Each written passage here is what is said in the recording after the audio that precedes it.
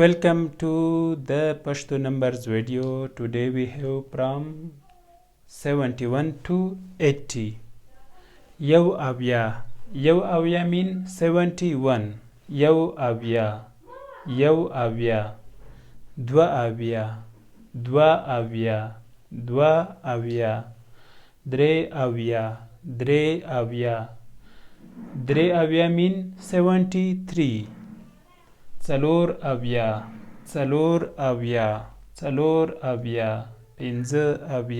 Pinză avia Șpag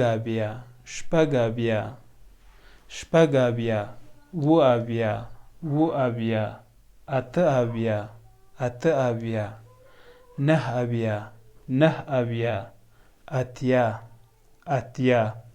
Atya mean 80. Let's repeat. Yow avya Dwa avya mean 72. Dwa avya Dre avya Țalor avya Pinză avia Șpag avia Wu avia Ată avia Nah avia